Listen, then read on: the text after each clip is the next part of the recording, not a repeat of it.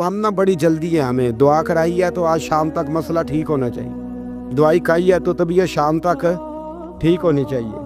اگر ہم راہ حق کے مسافر ہیں تو شام کو ہمیں قرب الہی مل چکا ہو، حضور کی بارگاہ کے ہم حضوری ہو چکے ہیں، ایسا نہیں ہے۔ آپ وقت دیں، سفر کو جاری رکھیں، تسلسل کے ساتھ سفر کریں، سفر کے لیے جتنے اسباب کی ضرورت ہے وہ سارے اکٹھے کریں، محنت پوری کریں، جد و جہد پوری کریں، ہمت پوری کریں، لیکن پھر نتیجہ اپنے رب کریم پہ چھوڑ دیں، پھر رزلٹ اپنے اللہ۔ کئی دفعہ ہماری چاہت اور ہوتی ہے، اللہ کی حکمت اور ہو، تو اللہ کی حکمتوں پر بہت ساری چیزوں کو چھوڑے، کمزور باتیں کرنی چھوڑ دیں، مایوسی کے جملے اپنی زندگی سے نکال دیں۔ ہم مسلمان ہیں، آپ بیمار ہو گئے ہیں تو یہ بھی خدا کا فضل ہے، گناہ معاف ہوں گے۔ اگر اللہ تعالیٰ نے فقیر بنا دیا، غریبی آ گئی ہے تو یہ بھی فضل ہے، امیروں سے پہلے جنت میں جائیں گے۔ اگر اللہ تبارک و تعالیٰ نے کسی جگہ آپ کو مکان نہیں دیا اور دوسرے کو دے دیا ہے تو آپ وہ لوگ ہیں جو عظیم سنت ادا کر رہے ہیں سیدنا بلال حبشی کی۔ اگر کسی جگہ کوئی کمزوری آ گئی ہے، کوئی پیچھے رہ گئے ہیں تو یہ خدا کا فضل ہے۔ اللہ تعالیٰ نے چاہا ہمارے لیے جو فیصلہ تو ہم اس پہ راضی ہیں، لیکن اپنی زندگی اور شکوے اتنے بڑھا لیے، ہم نے اتنے بڑھا لیے کہ لوگوں سے شکوے کرتے کرتے رب رسول سے بھی شروع کر دیے۔ غلام بھی کبھی شکوہ کرتا ہے، آقا کا بھی شکوہ ہوتا ہے، بندہ بھی کبھی شکوہ کرتا ہے، رب کا بھی شکوہ ہوتا ہے، یہ بھی کبھی ہوتا ہے۔ آپ نہ مانے پر یہ شکوہ ہے کہ میں بڑے ڈاکٹروں کے پاس گیا ہوں، آرام نہیں آیا، نہ ماننے پر یہ شکوہ ہے۔ میں نے کبھی کسی کو ستایا تو نہیں پر میرے حالات بھی ٹھیک ہوتے ہیں۔ آپ نہ ماننے پر یہ شکوہ ہے کہ فلانے کے پاس دولت زیادہ ہے، اس نے پتہ نہیں وہ آگے نکل گیا اور میں پیچھے رہ گیا، نہ ماننے پر یہ شکوہ ہے۔ کس سے کر رہے ہو؟ رب رسول سے؟ وہ ہس بولے تھے دی مہربانی اساں تے لاڈ ہی لڑاونے نے۔ کس سے شکوہ کر رہے ہو؟ خدا کے بندو، غلام غلامی کرتے ہیں، شکوے کرتے ہیں کوئی؟ میں نے سنا ہے، مجھے پکا نہیں پتا، میں نے سنا ہے کہ ہوا تیز ہو تو جہاز کی سپیڈ لوگ بڑھا دیتے ہیں۔ مخالف سمت اگر ہوا تیز ہو تو جہاز کی سپیڈ یعنی وہ اگر تیز چل رہی ہے تو ادھر سے بھی تیز چلے گی تو اس کا سینہ ذرا جلدی چیرا جائے گا اور آگے بڑھے گی۔ صبر اور استقامت، اگر آپ نے زندگانی میں آگے بڑھنا ہے تو ان دو چیزوں کا وجود آپ کے ساتھ ہونا بڑا ضروری ہے۔ ہمارے مزاجوں میں بڑی جلدی بے صبری آ جاتی ہے، پائے سے بات نہیں ہوتے، کسی بات میں ٹھہراؤ نہیں ہوتا، طبیعت کے اندر وہ والا مزاج نہیں ہوتا جو انسان کو آگے لے کے چلتا ہے، جو اس کو آگے بڑھاتا ہے۔ اگر آپ نے آگے بڑھنا ہے تو پھر ذرا آپ میں کے مزاج میں ٹھہراؤ ہونا چاہیے، پھر ذرا تھوڑا سا سکون ہونا چاہیے۔ میرے رسول کریم علیہ السلام کی خدمت میں ایک شخص نے عرض کیا تھا، یا رسول اللہ صلی اللہ تعالی وسلم، مجھے کوئی ایسی نصیحت کر دے کہ پھر مجھے کسی اور سے پوچھنے کی ضرورت نہ رہے۔ تو حضور نے ایک ہی جملہ کہا، فرمایا جب تو نے کہا نا کہ اللہ میرا رب ہے، پھر ڈٹ جا، پھر اس پہ ڈٹ جا، پھر کھڑا ہونا سی۔ جب آپ میں استقامت ہوتی ہے، صبر ہوتا ہے، دیکھیں حالات جب بگڑے تو انہیں صحیح ہونے میں ٹائم لگتا ہے کہ فوراً ٹھیک ہو جاتے۔ آپ بیمار ہو گئے، تکلیف ہوئی، کوئی آپ کو بیماری لگ گئی، آپ ڈاکٹر صاحب کے پاس گئے، انہوں نے آپ کو دیکھا، ٹریٹمنٹ کی، پھر دوائیاں لکھیں، پھر انہوں نے آپ کو کہا کہ آپ کو 1 ہفتہ یا 1.5 ہفتہ دوائی کھانی ہے، یہ ایک شربت کی شیشی ہے، یہ ایک بوتل ہے، یہ ایک سیرپ ہے، 1 چمچ صبح 1 شام، اور پورا ہفتہ آپ نے استعمال کرنا ہے۔ اب آپ تو کہہ رہے تھے کہ میں نے ابھی ٹھیک ہونا ہے گھنٹے کے بعد، تو سارا نہ پی لوں،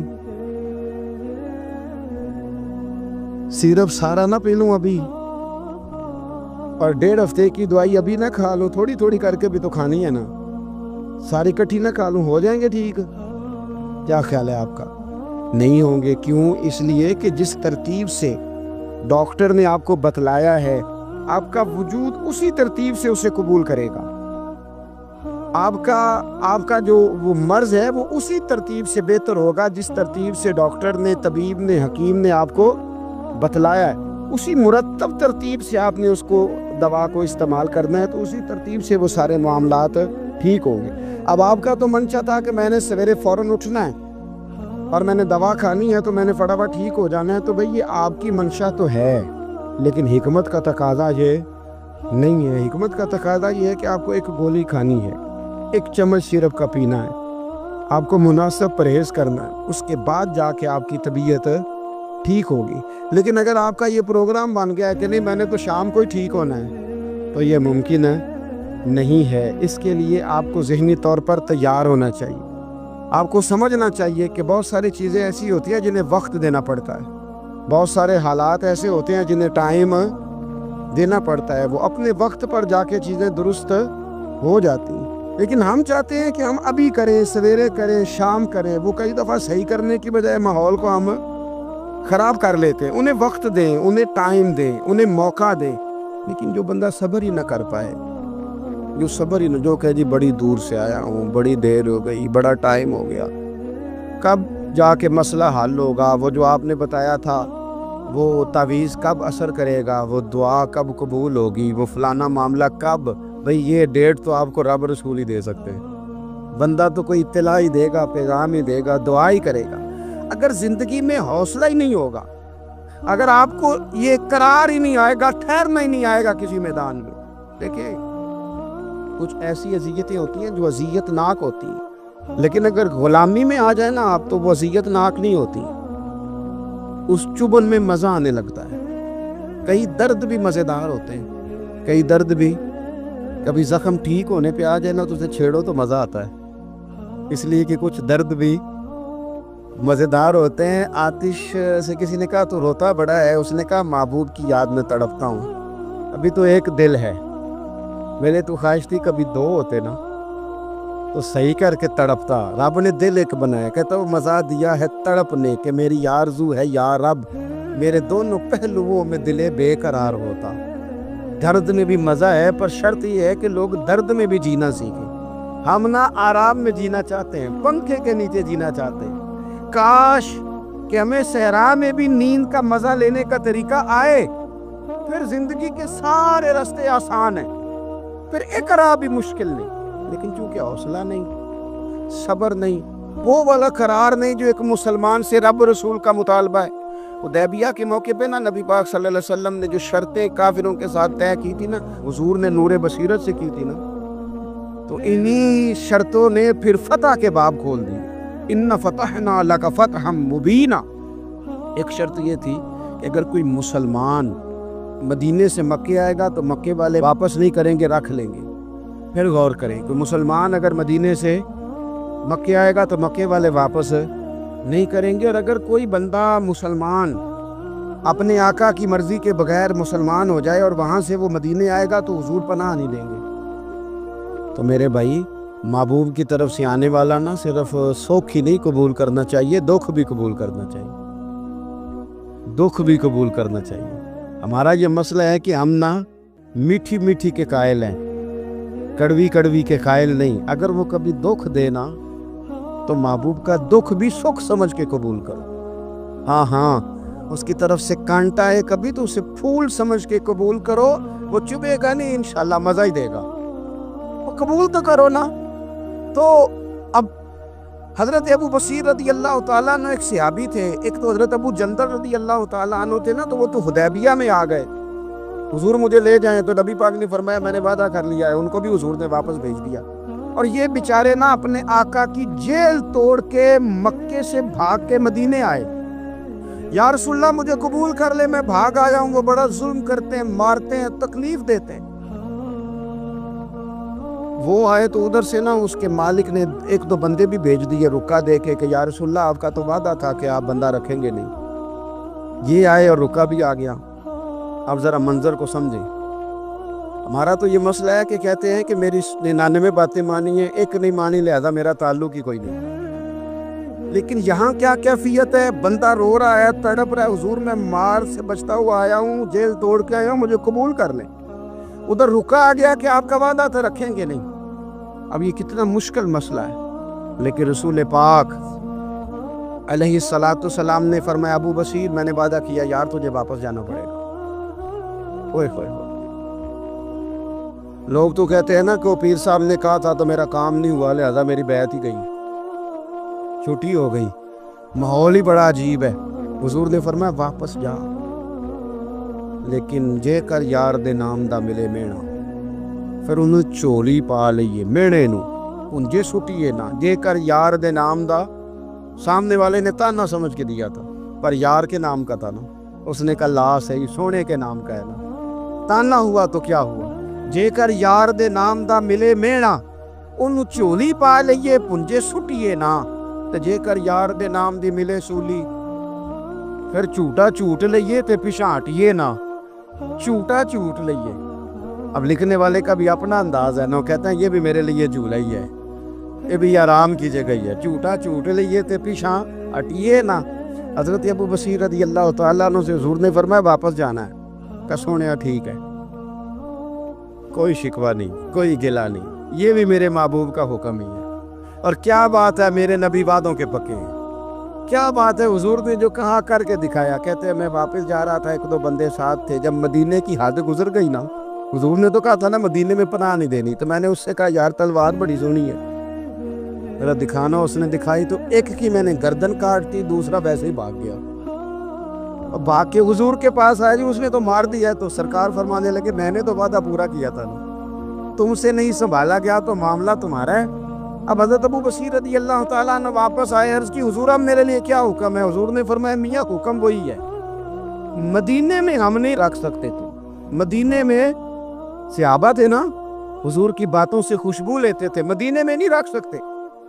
حضرت ابو بصیر کہتے ہیں میں مدینے کی سرحد سے نکل گیا، اس جگہ چلا گیا جو نہ مکے کی ریاست میں تھا نہ مدینے کی، ایک مقام ایس تھا جہاں میٹھے پانی کے کنویں تھے، وہاں رہنے لگا۔ حضرت ابو جندل کو پتہ چلا کہ ایک نیا ٹھکانہ بن گیا، وہ بھی جیل توڑ کے آ گئے، 70 بندے آ گئے، وہاں سے قافلے گزرتے تھے کافروں کے، یہ بھی مسلمانوں کو تنگ کرتے تھے، اگر مکے سے کوئی قافلہ گزرتا تھا تو ہم نے بھی ان کو پکڑا، کافر کا مال مال غنیمت اسباب بن گیا، اور وہ جب قافلہ لے کے آتے تھے تو ڈرے ہوتے تھے، اور ان کو تو ستایا تھا نا، کہتے ہمیں ستایا بڑا تو ہم تو انقلابی بن گئے تھے، ہم تو رکھ لیتے نا، بڑی منت کرتے، بڑی جان مشکل سے چھڑاتے، 70 بندے ہو گئے، پھر 300 ہو گئے۔ ابو بصیر کہتے ہیں دنیا مدینے جاتی تھی لیکن ہم تڑپتے تھے، ہم تڑپتے تھے، روت لنگ گئی ہے پھر باہر آ گئی، یہ اج چٹھیاں مدینے ہوائیاں نہیں، ہم تڑپتے تھے کہ یار کوئی موقع ملے، روز رات کو روتے تڑپتے۔ 300 انقلابیوں کا جتھا صبر سے بیٹھا ہے مدینے کی سرحد پہ، اندر آنے کی اجازت نہیں، پر غلامی میں روز اضافہ ہو رہا، صبر دیکھو غلامی میں روز اضافہ ہوتا ہے۔ تنگ آ گئے کافر، پہلے بڑی ڈینگیں مارتے تھے کہ دیکھو ہم نے کیسی شرط منوائی ہے، کیسی شرط منوائی ہے کہ ان کا بندہ آئے گا تو ہم واپس نہیں کریں گے، ہمارا جائے گا تو انہیں کرنا پڑے گا، پھر اتنے تنگ آئے کہ خود آ کے کہنے لگے حضور مہربانی کریں یہ شرط تو ختم کریں، اور ان 300 کو تو مدینے بلائیں، مہربانی فرمائیں۔ حضور بڑے خوش ہوئے، آج غلاموں کے نام پیغام لکھا، غلاموں کے نام پیغام لکھا، چٹھی لکھی حضور نے۔ چٹھی کس چیز کی لکھی؟ آ جاؤ یار مدینے آ جاؤ، چٹھی آئی مدینے آنے کے لیے، حضرت ابو بصیر کے نام چٹھی گئی، آ جا یار مدینے، آ جا تیرے نام پیغام سب لائی ہے سرکار نبی سے، اور آیا ہے بلاوا مجھے دربار نبی سے۔ پیغام آیا، حضرت ابو بصیر اتنے بیمار تھے کہ نزع کا عالم تھا، لیکن اس عالم میں بھی انتظار تھا، اس آخری ویلے اکھیاں میریاں رات تکنائے تیرا تے سجنا کچھ بھی نہیں جانا، یہ پا جاویں ایک پھیرا، تے سر میرے تے آن کھلوویں تے پھر پردہ رہ جائی میرا، سوکھا نکلے صاحب ظہوری، یہ ویخ لوے مکھ تیرا۔ حضرت ابو بصیر کو نہ وہ رکا گیا، حضور کی چٹھی گئی تو یوں چٹھی پڑی، حضور نے فرمایا آ جانا، رستہ کھل گیا ہے، تو آ جا، کھل گیا رستہ، دعا فرماؤ مدینے کے رستے کھل جائیں، کرو نا یار دعا مدینے کے رستے کھل جائیں۔ کچھ ایسے ہیں جنہوں نے سارے دکھ سنانے ہی مدینے جا کے ہوتے، کچھ لوگ ایسے ہیں جن کے دل اور کلیجے پھٹنے کو آ گئے، دعا کرو رستے کھل جائیں۔ حضور نے فرمایا آ جا تیرا راہ کھل گیا۔ حضرت ابو جندل کہتے ہیں میں سرانے کھڑا تھا، حضرت ابو بصیر کے خط پڑھا، مسکرائے، اشارے سے کہنے کہ دیکھ میرے نبی کا خط آیا، हुजूर की चिट्ठी मेरे नाम आई है, पढ़ना। میں نے بھی پڑھی، پہلے روئے پھر کلمہ پڑھا، پھر میرا ہاتھ تھاما، روح ہی پرواز کر گئی ہمیشہ کے لیے، ہمیشہ کے لیے۔ وہ ظاہری جسم کے ساتھ تو مدینے نہ پہنچے، پر قبر میں گئے تو مدینے والے کی زیارت نصیب ہو، قبر میں حضور کی زیارت نصیب ہو گئی قبر میں۔ حضرت ابو جندل کہتا ہے میں نے جنازہ پڑھا اور اسی مقام پہ جہاں انہوں نے انتظار کیا تھا نا، وہ مقام میں انتظار ان کا مزار بنا، مزار کے ساتھ مسجد بنی، مسجد کا نام مسجد ابو بصیر رکھا گیا۔ انہوں نے اس انتظار میں جان دے دی، پر صبر کیا، شکوہ نہیں کیا۔ ہم نا ٹائم نہیں دیتے، ہمیں جلدی بڑی ہے، کاروبار ٹھیک ہو جائے تو شام کو ہو جائے، بچہ تندرست ہو جائے تو پھر شام کو ہو جائے، مخالفین ٹھیک ہو جائیں تو شام کو ہو جائیں۔ ہمارے سارے کام شام سے پہلے پہلے، بلکہ جو ولی بننا چاہتا ہے وہ بھی کہتا ہے 1.25 گھنٹے میں بنا دو، لیٹ نہ کرو۔ کیونکہ بہت سارے تو کہتے ہیں یہ کہ نظر کرے، میں نے کہا آپ کوئی عمل بھی کرے نا، آپ تھوڑی محنت بھی کرے نا۔ کہتے ہیں کہ نظر کریں۔ ہمارے درویش کہا کرتے تھے کہ آج کل مرید کہتے ہیں نہ نماز پڑھاؤ، نہ روزہ رکھاؤ، نہ وظیفہ کراؤ، نہ کوئی اور کام کراؤ، سانو ایویں ہی بخشاؤ۔ تو بھئی اللہ نے خود 5 نمازیں فرض کی، رمضان کے روزے فرض کیے، زکوٰۃ فرض۔ تو جب اللہ نے ذمہ داریاں لگائی ہیں تو پھر کون ہے جو بغیر ذمہ داریوں کے آگے جائے؟ ہم وقت نہیں دینا چاہتے، ہمارے اندر جو حوصلے کی کمزوری ہوتی ہے، ہمارے اندر جو وہ ایک بہت بڑا معاملہ ہوتا ہے کہ کسی بھی طریقے سے یہ معاملہ ختم ہو، کسی بھی طریقے سے شفا ہو، جلد از جلد ہم اس بات سے نکلیں، تو یہ بات ہماری درست نہیں ہے۔ ہمیں وقت دینا چاہیے۔ حضرت سیدنا عاصم بن ثابت بن قیس، بخاری میں بھی موجود ہے اور بھی بہت ساری کتب میں یہ روایت موجود ہے۔ حضرت عاصم بن ثابت بن قیس رضی اللہ تعالیٰ عنہ، آپ نے نا جنگ احد میں بڑی دلیری کے ساتھ آپ لڑے تھے۔ 2 لوگوں کو آپ نے قتل کیا تھا، مصافے اور حارث کو۔ ان کی والدہ سلافہ بنت سعد، سلافہ بنت سعد بڑی مالدار عورت تھی، بڑی تیز تھی۔ اس نے قسم کھائی تھی کہ میرے 2 بیٹے چونکہ حضرت عاصم بن ثابت نے قتل کر دیے، اس نے قسم کھائی تھی کہ میں نا معاذ اللہ انہیں قتل کراؤں گی اور ان کی گردن اترواؤں گی اور ان کی کھوپڑی میں شراب بھر کے پیوں گی۔ جملے بولنے والے کئی دفعہ بڑا ہی بول جاتے ہیں۔ حضرت عاصم بن ثابت بن قیس رضی اللہ تعالیٰ، سلافہ بن سعد کہنے لگی کہ میرے بیٹے چونکہ انہوں نے قتل کیے تو 100 اونٹ دوں گی جو انہیں شہید کرے گا، اور پھر میں معاذ اللہ ان کی گردن اتروا کے کھوپڑی کے اندر شراب بھر کے پیوں گی۔ حضرت عاصم بن ثابت بڑے بہادر تھے، قابو نہ آ سکے۔ کافروں نے ایک چال چلی کہ مدینے سے کچھ مبلغ مانگے تبلیغ کرنے کے لیے، بطور مبلغ کو مانگا، لیکن رستے میں بددیانتی کی، جھوٹ بولا، ظلم کیا، انہیں گرفتار کیا، اور گرفتار کر کے معاذ اللہ تعالیٰ انہیں بیچنا چاہا۔ حضرت عاصم بن ثابت کہنے لگے میں میدان کا آدمی ہوں، میں قید ہونے سے لڑائی کرنے کو بہتر سمجھتا ہوں، میں کفار کا قیدی ہونے سے شہید ہونے کو فضیلت دوں گا۔ تلوار نکال لی، نیزے نکال لیے، لڑنے لگے۔ اب اکیلا آدمی اور سامنے درجنوں بیسیوں لڑنے والے، سب کا رخ جب انہی کی طرف ہوا، حضرت عاصم بن ثابت بن قیس رضی اللہ تعالیٰ عنہ سمجھنے لگے اب شہید ہو جاؤں گا۔ تو آپ نے ایک دعا مانگی، کہنے لگے اے اللہ میرے بدن کی حفاظت کرنا، اے اللہ میرے وجود کی حفاظت کرنا، گویا میری لاش کی یہ بے حرمتی نہ کرے، اللہ حفاظت کرنا۔ شہید کر دیے گئے۔ جیسے ہی آپ شہید ہوئے تو اب وہاں تو منت یہ تھی نا معاذ اللہ کے گلا کاٹیں گے اور معاذ اللہ کھوپڑی میں شراب پیئیں گے۔ انہوں نے دعا کر دی یا اللہ حفاظت کرنا۔ آپ سب بھی دعا کریں یا اللہ ہماری حفاظت فرما، اے اللہ دنیا میں بھی حفاظت فرما، قبر میں بھی حفاظت فرما، حاسدوں سے، شریروں سے، مفسدوں سے، اے اللہ حفاظت کرنا، یہ دعا فرمائی۔ جب آپ شہید کر دیے گئے نا، لاش مبارک قریب تھی، تو کافر گردن کاٹنے کے لیے آگے بڑھے تو سینکڑوں کی تعداد میں شہد کی مکھیاں آ گئی، انہوں نے گھیرا ڈال لیا سارے وجود کو۔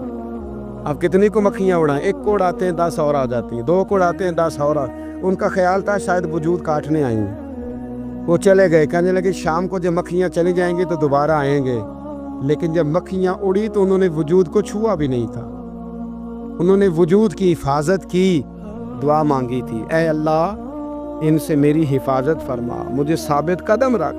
مکھیوں نے وجود کو چھوا بھی نہیں، اور جب رات ہوئی تو نہ بادل تھے، نہ پانی تھا، نہ ہوا تھی، لیکن اللہ نے پانی بھیجا، بارش آئی، حضرت عاصم بن ثابت کی لاش کو بہا کے لے گئی، وجود بہا کے لے گئی، سویرے ڈھونڈتے رہے پر ان کا وجود کسی کو ملا، بعد مرن دے مکھڑا میرا ہو جاوے جے تازہ، پھر سمجھ لینا محبوب میرے نے آن پڑے ہے جنازہ، پھر سمجھ لینا محبوب میرے نے آن پڑے ہے۔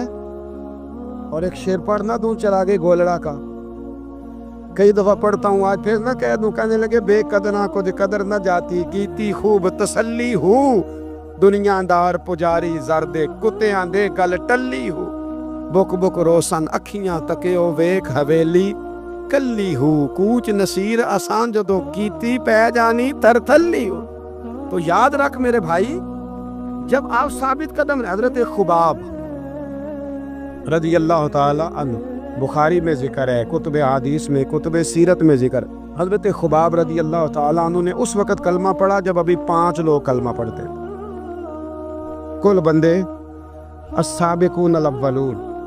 آپ فرماتے جس عورت کا میں غلام تھا نا، ام انمار اس کا نام تھا، وہ مجھے بڑی سخت سزائیں دیتی تھی، آپ لوہار کا کام کرتے تھے، سلاخیں، آپ کو پتہ ہے لوہار سلاخ رکھتا ہے پہلے آگ میں بھٹی میں، پھر وہ جب پوری طرح تپتی ہے پھر کچھ بنتا ہے، لوہار کا کام کرتے تھے۔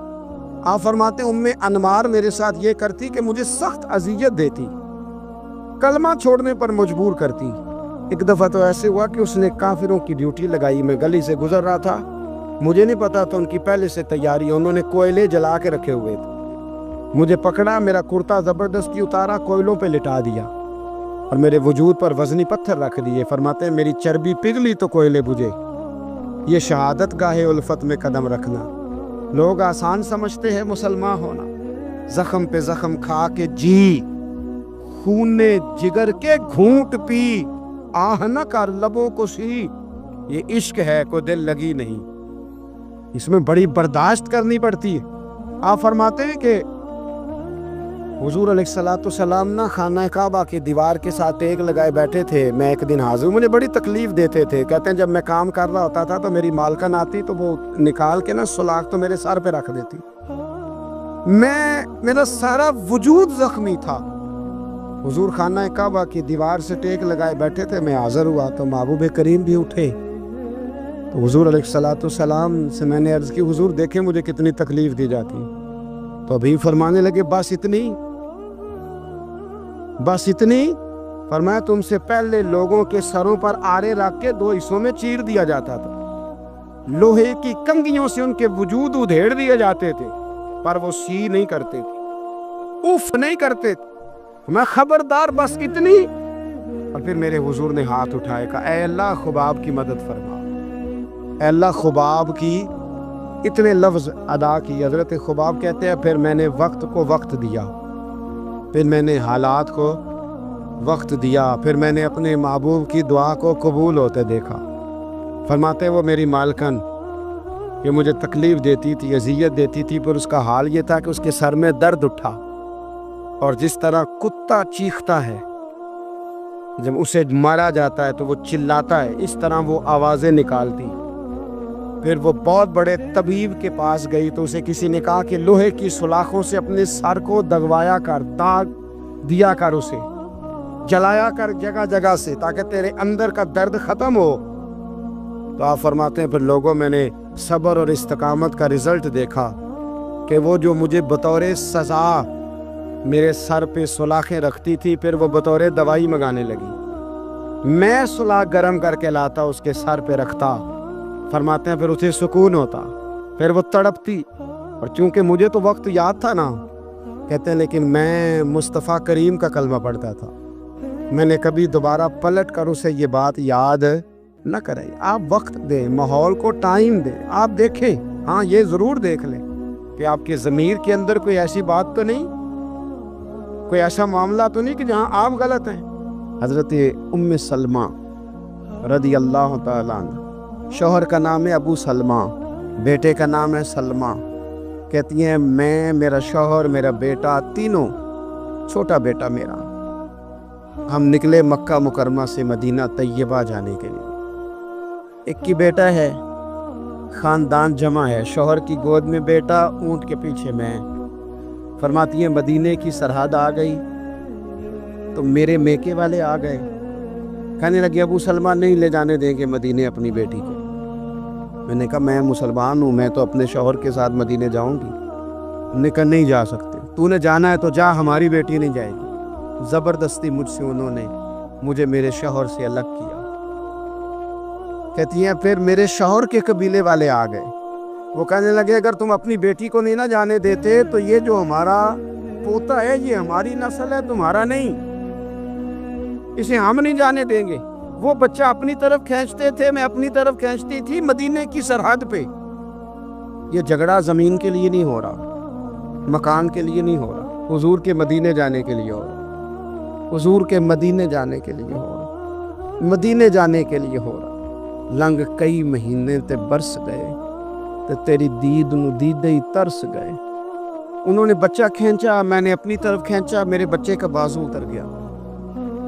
فرماتی ہیں میرے شوہر مدینے چلے گئے، بیٹا میرا میرے سسرال والے لے گئے، مجھے میکے والے لے گئے۔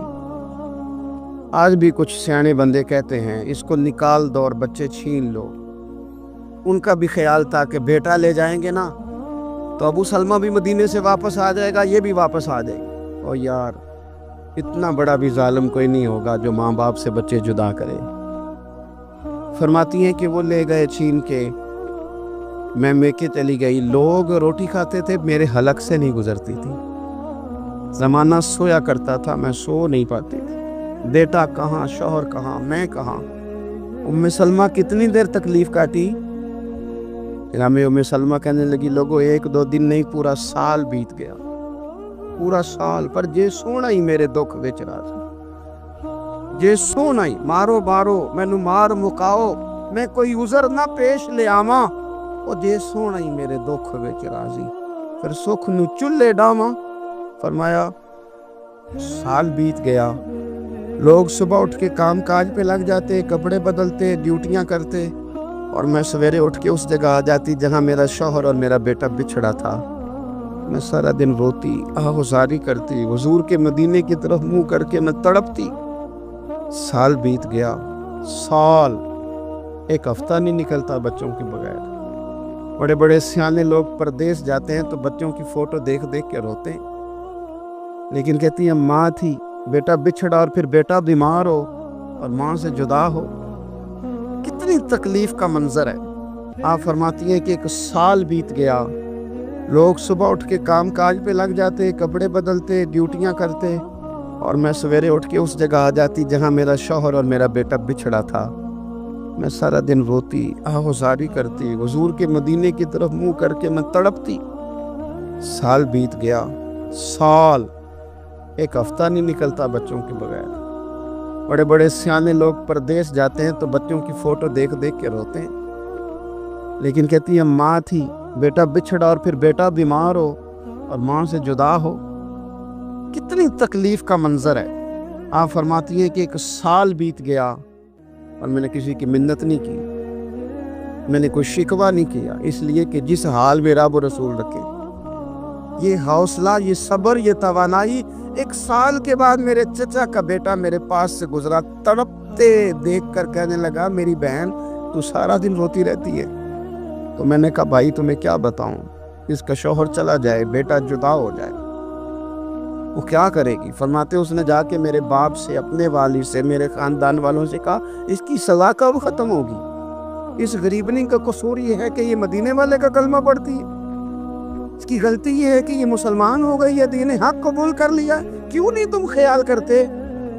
کہتے ان کے دل نرم ہوئے، وہ رضامند ہوئے مجھے مدینے جانے، پر اس نے کوشش کی میرے سسرال پیغام بھیجے، کب بس کرو، اور بچہ تو چڑیا کا جدا ہو جائے تو وہ تڑپا کرتی ہے، اور تم نے ایک جیتی جاگتی ماں کا بیٹا جدا کیا ہے، وہ بھی نرم ہوئے، رب نے اسباب بنائے، میرا بیٹا مجھے ملا۔ کہنے لگے تو رہ جا، میں نے کہا نہیں، تم مسلمان نہیں ہو، تمہیں پتہ نہیں نا، میں یہاں نہیں رہ سکتی، مجھے مدینہ ہی جانا ہے۔ اکیلی اتنا سفر، جنگلوں کا رستہ، پہاڑی رستہ طے کر لو گی؟ میں نے کہا میں کر لوں گی۔ انہوں ویک کے ٹھر دیاں اکھیاں نے تے جنوں ویک کے ٹھر دا سینہ ہے، ربا تیری ساری خدائی ایک کی تشہر مدینہ ہے۔ کہتی میں اونٹ پہ بیٹھی، بیٹا میں نے گود میں بٹھا لیا، میں سفر کرنے لگی، پر دل میں کھٹکا تھا کہ اتنا لمبا سفر، بیٹا چھوٹا ہے، کیسے کروں گی؟ کہتے مجھے عثمان بن طلحہ مل گئے، کہنے لگے کہاں جا رہی ہو بہن؟ میں نے کہا مدینے۔ کہنے لگے اکیلے جاؤ گی؟ میں نے کہا جانا تو ہے نا، تو ساتھ چلے نہ چلے پر شہر رسول تو جانا ہے نا۔ آپ فرماتی ہیں میں نے عثمان بن طلحہ سے نیک بندہ کوئی نہیں دیکھا، میرے اونٹ کی لگام تھام لی۔ جب مجھے اونٹ پہ بٹھاتے تھے نا، اونٹ بٹھا کے چلے جاتے تھے، میں بیٹھ جاتی تھی تو آ کے لگام تھامتے تھے۔ جب کہیں مجھے اتارتے تھے تو اونٹ بٹھا کے چلے جاتی تھے، میں اتر جاتی تھی تو اونٹ کو باندھتے تھے۔ سونا ہوتا تھا تو اونٹ بٹھا دیتے، میں اتر جاتی، وہ دور جا کے لیٹ جاتے۔ فرماتی تھی پھر میرے لیے میرے رب نے اسباب پیدا کی اور میں مدینہ پہنچی، میں شوہر سے ملی، اور لوگوں میرے نصیب دیکھو، میں رہنے کہاں لگی؟ حضور کے مدینے میں، شہر رسول میں، شہر رہ پائے نظر ہوش میں آ، یہ کوہ نبی ہے، میں حضور کے حرم کی زمین اور قدم رکھ کے چلنا۔ ارے سر کا موقع ہے او جانے والے، مدینے کے خطے، خدا تجھ کو رکھے غریبوں فقیروں کے ٹھہرانے والے۔ کہتی ہے میں وہاں بسنے لگی۔ آپ فرماتی ہیں مسلمانوں، شاید مجھ سے زیادہ تکلیف کسی نے نہ سہی ہو، اور دیکھو 1 سال پورا میں تکلیف میں رہی، اور جب میرا صبر سال کو پہنچا، صبر کی عمر 1 سال ہوئی، تو پھر رب نے بندوبست کیا، پھر میرے گھر والے بھی نرم ہو گئے، سسرال والے بھی نرم ہو گئے، رب نے میرے آنے جانے کے لیے ایک بندے کا بندوبست بھی فرما دیا، پھر میرا شوہر تک بھی میں پہنچ گئی، مجھے مدینہ الرسول بھی نصیب ہوا۔ 1 سال میں نے صبر کیا تھا، رب نے مجھے مستقل مدینے کا ٹھکانہ عطا فرما دیا۔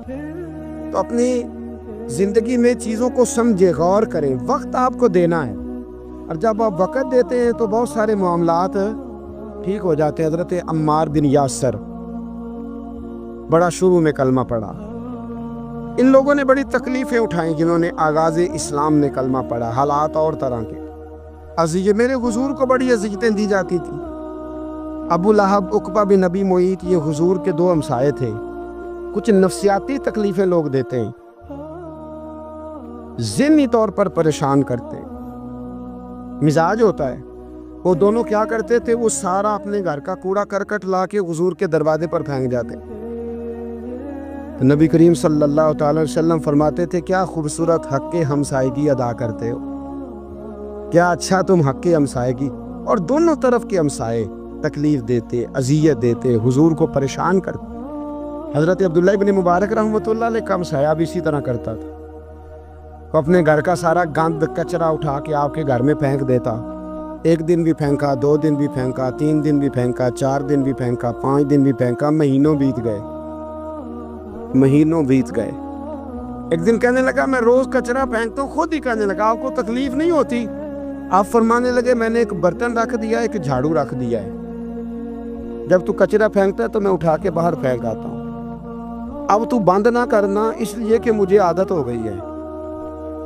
اب میں نے اپنے ٹائم میں سے ٹائم اس کچرے کو دینا شروع کر دیا ہے، اب تو بند نہ کرنا، اس لیے کہ مجھے اب اس بات کی عادت ہو گئی، اب میں روز اٹھاتا ہوں اور اٹھا کے ذرا باہر پھینک آتا ہوں، میں عادی ہو گیا ہوں تیری اذیت کا، اب میں تیری تکلیف کا۔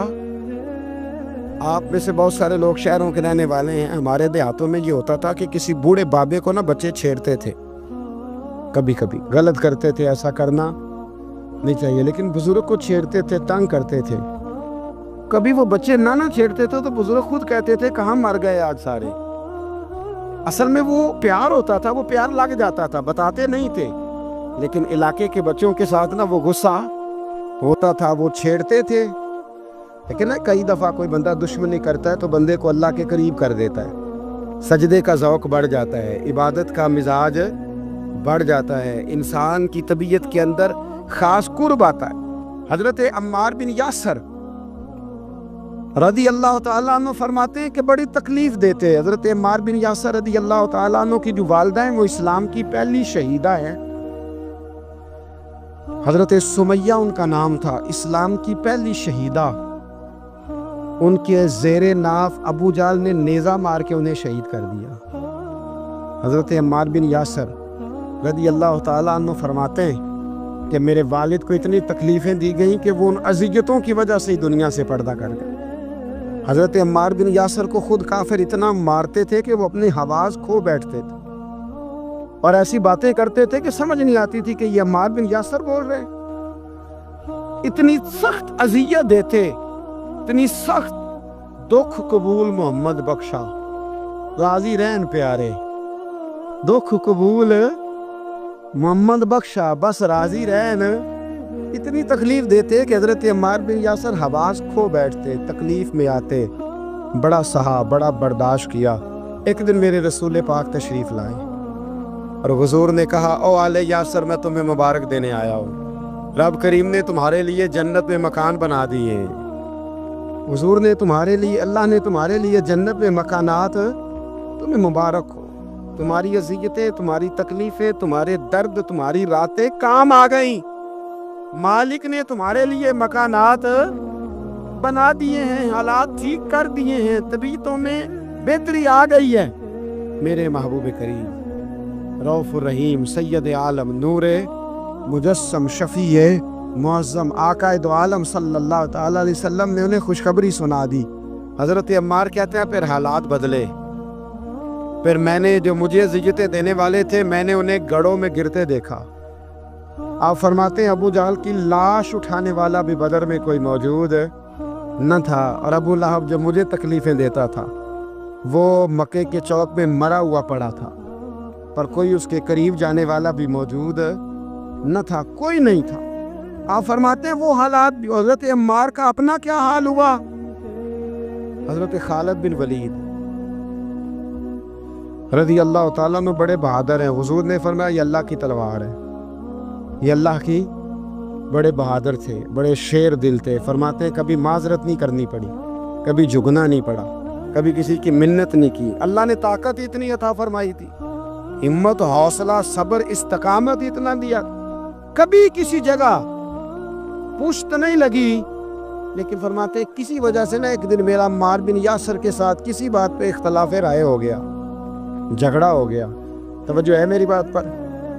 فرماتے ہیں جھگڑا ہو گیا۔ ہمارا پتہ حال کیا ہے؟ ہمارا یہ حال ہوتا ہے کہ ہمارا جھگڑا ہو جائے تو خیر ہے، لیکن اگر پڑوسی کے بچے لڑ پڑے تو ہم کہتے ہیں اس کی روزی پاک نہیں، اس کی تربیت ٹھیک نہیں۔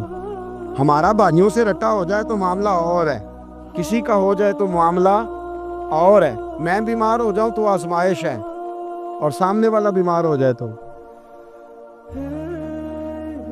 سزا ہے۔ پھر کیا ہے؟ بلکہ پنجابی کہنے نے کیتیاں نو پھڑے ہے، یہی کہہ دیتے، اور میں بیمار ہو جاؤں تو آزمائش آگے جی اللہ کی طرف سے۔ ایسا نہ کرے۔ ہمارا فتویٰ اپنے حق میں اور ہوتا ہے، سامنے والے کے معاملے میں اور ہوتا ہے۔ حضرت عمار بن یاسر کی بات کر رہا تھا، جناب عمار بن یاسر رضی اللہ تعالی عنہ۔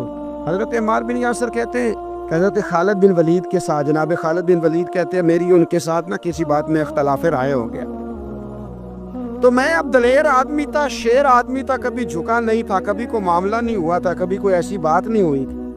آپ فرماتے ہیں جب رائے کا اختلاف ہو گیا نا، بات ذرا آگے بڑھ گئی تو نبی کریم صلی اللہ علیہ وسلم تک بات پہنچی، تو میرا یہ خیال تھا کہ حضور میری بھی سنیں گے، عمار بن یاسر کی بھی سنیں گے، پھر حضور کوئی فیصلہ کریں گے، پر قربان جاؤں۔ وقت بدل گیا ہے نا، اب بہت بڑے چودھری ہیں، بڑے سردار ہیں، بڑے سپہ سالار ہیں حضرت خالد بن ولید، پر وقت بدل گیا۔ تو حضرت خالد بن ولید کہتے ہیں جب میں نے نبی کریم کی بارگاہ میں بات عرض کی، حضور تک بات پہنچی، تو میرے مصطفیٰ نے موٹی سی بات ارشاد فرمائی۔ رسول کریم فرمانے لگے بھئی بات مختصر سی ہے، جس نے عمار کو راضی کر لیا اس نے مجھے راضی کر لیا، اور جس نے اسے ناراض کیا اس نے مجھے ناراض کیا۔ فرماتے ہیں بس میری قیمت پڑ گئی، میرا قد اونچا ہو گیا، حضرت خالد بن ولید کہتے ہیں میں نے بھی کہا اب بات کیا کرنی ہے، اب تو گزارش ہی کرنی ہے، اب مدعا کیا سنانا ہے، اب تو بات کرنی ہے۔ فرماتے میں آگے بڑھا اور جیسے بھی ہوا میں نے حضرت عمار بن یاسر کو راضی کیا۔ حضرت عمار کہتے ہیں ایک وقت وہ تھا اور ایک وقت یہ ہے، جب دونوں وقتوں کو دیکھتا ہوں تو کہتا ہوں الحمدللہ رب العالمین۔ یہ ساری تعریفیں اس رب کے لیے ہیں جو تمام جہانوں کو پالنے والا ہے۔ وقت دیں معاملات کو، ٹائم دیں۔ آپ دیکھیں اللہ تبارک و تعالیٰ بڑا کریم ہے، وقت کے ساتھ جب چیزیں تبدیل ہوتی ہیں اپنے ٹائم کے۔ حضرت بلال حبشی رضی اللہ تعالیٰ، بڑا مشکل نہیں، اکیلا آدمی، غریب آدمی، مکے کے سارے سرداروں کے قابو آ گیا۔ حضرت حسان میں نے خود اپنی آنکھوں سے دیکھا حضرت بلال کے گلے میں رسی ڈال کے بچے کھینچا کرتے تھے۔ یار خاصا مشکل کام نہیں۔ امیہ بن خلف ڈنڈوں سے مارتا ہے، آپ کے ہاتھ اور پیر چارپائی کے نیچے رکھ کے تو اوپر بیٹھے رہتے بڑی بڑی دیر، بڑی تکلیف نہیں، بڑی اذیت نہیں۔ لیکن حضرت بلال حبشی فرماتے ہیں پھر میں نے وہ سارے دکھ مٹتے دیکھے۔ وقت بیت گیا، وہی امیہ بن خلف ایک دن گھوڑے پہ تھا، گھوڑے اپنے کو تیار کر رہا تھا، لگام ڈال رہا تھا۔ حضور علیہ السلام گزرے تو فرمایا کیا کر رہے ہو؟ کہنے لگے اس گھوڑے پر بیٹھ کے آپ کو شہید کروں گا۔ تو حضور فرمانے لگے تیاری کر لے، تجھے قتل میں نہیں کرنا ہے۔ پھر جنگ کے موقع پہ نا ہلکی سی خراش لگائی رسول پاک نے اسے، یہاں گلے پہ، تڑپتا تھا، روتا تھا، سسکتا تھا۔ لوگ کہتے تھے امیہ کیا ہو گیا، اتنا سیانہ بندہ یہ کیا کرتا ہے؟ تو کہنے لگا تمہیں پتہ نہیں مجھے تکلیف کتنی ہے، ضرب تو چھوٹی ہے پر تمہیں پتہ نہیں لگائی کس نے ہے تو چھوٹی پر تمہیں خبر نہیں کہ لگائی کس نے ہے، کس نے یہ ضرب لگا دی ہے۔ پھر تڑپ کر سسک کر مرا۔ حالات بدل جاتے ہیں، حالات میں تبدیلیاں آ جاتی ہیں۔ اگر بیماری آ گئی، کوئی پریشانی آ گئی، کہیں کوئی اپنا دنیا سے چلا گیا تو یہ ذاتی تکلیف ہے، اس پر بھی صبر کرنا۔ اور اگر اپنوں نے، بیگانوں نے کوئی تکلیف پہنچا دی، کوئی اذیت دے دی، وہ اذیت کئی صورتوں میں ہو سکتی ہے۔ تانا بھی ایک اذیت ہے، طنز بھی ایک اذیت ہے، کسی شخص کے بارے میں غلط کلمہ کہنا بھی ایک اذیت ہے، اور مقابلے میں کھڑے ہو جانا، لڑائی کرنا، یہ بھی ایک اذیت ہے۔ اس پر بھی صبر کرو، ورابطو، اور اس طرح کرو کہ کمر بستہ رہو، جد و جہد کرتے رہو۔ واتقوا اللہ، اللہ سے ڈرو، لعلکم تفلحون، تاکہ تم کامیاب ہو جاؤ۔ صبر جب آپ کرتے ہیں نا، اور صبر کا ارادہ کرتے ہیں تو اللہ تعالیٰ صبر کی توفیق بھی عطا فرماتا ہے۔ ہم نے یہ دیکھا ہے کہ ہمارے پاس نعمتوں کی کمی نہیں، ہمارے فریزر خوراک سے بھرے ہوئے، ہمارے دسترخوانوں پہ انواع و اقسام کی چیزیں چنی ہوئی ہیں، ہماری الماریوں میں کئی ہمارے لباس تیار شدہ لٹکے ہوئے، ہماری جیبوں میں ہماری ضرورت کا سرمایہ اللہ نے ہمیں دے دیا۔ لیکن اس کے باوجود جو لوگ ایک دوسرے سے پیار نہیں کر پا رہے، جو ایک دوسرے کے قریب نہیں جا پا رہے، تو اس کی وجہ یہ ہے کہ صبر نہیں رہا، حوصلہ نہیں رہا، کسی چیز کو برداشت کرنا ہمارے مزاج کا حصہ ہی نہیں رہا۔ میرے رسول کریم صلی اللہ تعالیٰ علیہ وآلہ وسلم ہجرت سے چند دن پہلے نا خانہ کعبہ کو اندر سے دیکھنے کا دل کیا میرے نبی پاک کا، کیا مجھے مکہ چھوڑ کے مدینہ طیبہ جانا ہے تو میں ذرا کعبہ معظمہ کے اندر سے زیارت کر لوں۔ عثمان بن طلحہ ایک شخص تھا جو کلید بردار تھا، جس کے پاس خانہ کعبہ کی چابی ہوتی تھی۔ حضور صلی اللہ تعالیٰ علیہ وسلم نے اس سے کہا کہ بھائی چابی ذرا دے دو، میں خانہ کعبہ کے اندر سے زیارت کرنا چاہتا ہوں۔ کہنے لگا کوئی اور ہوتا تو میں دے دیتا، آپ کو نہیں دوں گا۔ معاذ اللہ ثم معاذ اللہ۔ میرے رسول پاک کی بات نہ ستارے بھی مانتے ہیں، چاند بھی مانتا ہے، سورج بھی مانتا ہے۔ حضور اگر سورج کو کہنا واپس حضرت علی نے نماز پڑھ دیا تو وہ آ جاتا ہے، اور اگر حضور فرما دیں چاند کو 2 ٹکڑے ہو جا تو وہ 2 ٹکڑے ہو جاتا ہے۔ سورج بھی بات مانتا ہے، چاند بھی بات مانتا ہے۔ یہ سارے میرے رسول کریم علیہ السلام کے غلام ہیں، یہاں جہاں تک رب کریم کی خدائی ہے وہاں میرے حبیب کی مصطفائی ہے۔ حضور وہیں چاہتے نا وہیں چاہتے۔ تو حضرت عمر اگر حکم دے تو زمین تیل واپس کرتی ہے، تو حضور حکم دیتے تو وہ کافر اندر دھنسا لیتی زمین، سارا کام اسی وقت ہو جاتا۔ لیکن حضور نے کیا فرمایا؟ جب عثمان بن طلحہ نے کہا نا کہ آپ کو چابی نہیں ملے گی، اللہ کے رسول نے فرمایا عثمان ایک وقت آئے گا جب یہ چابی تجھ سے میں لوں گا، اور جس کو میرا دل کرے گا میں اسے دوں گا۔ ایک وقت آئے گا کہ یہ میں تجھ سے لوں گا، اور پھر جس کو میرا دل چاہے گا میں اس کو وہ چابی دوں گا۔ میرے نبی کریم رؤوف رحیم سید عالم صلی اللہ علیہ وسلم نے وقت دیا۔ کتنا وقت لگا؟ 2 دن، 4 دن، 5 دن، 10 سال لگ گئے۔ حضور نے مکہ کو فتح کیا، حضور تشریف لائے، وہی چابی عثمان بن طلحہ کے پاس تھی۔ محبوب کریم نے بت توڑنے تھے، کعبہ کو ان سے پاک کرنا تھا، فرمایا لاؤ نا چابی کدھر ہے؟ عثمان کہتے ہیں حضور نے تو بات نہیں جتلائی، پر مجھے وہ لفظ یاد ہے کہ عثمان ایک وقت آئے گا، ایک سمجھیے گا بات کو، ایک وقت آئے گا جب چابی میں لوں گا، اور پھر جس کو میرا دل کرے گا میں اسے، پھر وقت آ گیا، پھر حضور نے چابی لے لی، نبی پاک نے بت توڑے، پر قربان جاؤں مدینے والے محبوب کے طریقے پر، فدا ہو جائیں حضور علیہ الصلوۃ والسلام کے کمال درگزر پر۔ جب حضور فارغ ہوئے نا بیت اللہ کو صاف کر کے، تو فرمایا کدھر ہے ابھی عثمان بن طلحہ؟ وہ آئے تو حضور فرمانے لگے یہ چابی پہلے تیری خاندانی وراثت تھی، پھر میں نے اپنے وعدے کے مطابق لے لی، اب میں تمہیں واپس کر رہا ہوں، اب یہ چابی میں تمہیں واپس کر رہا ہوں، میں یہ چابی میں تمہیں دے رہا ہوں، لہذا اب تیری نسل سے بھی قیامت تک کوئی نہیں لے گا، میں تمہیں یہ چابی دے رہا ہوں۔ تو بھائی وقت کا انتظار کریں۔ اور عثمان بن طلحہ کہتے ہیں میں نے حضور کا یہ کمال کرم دیکھا تو میں کلمہ ہی پڑھ گیا، میں مسلمان ہی ہو گیا۔ وقت کو دیکھیں، وقت کا انتظار کریں، آنے والا ٹائم دیکھیں۔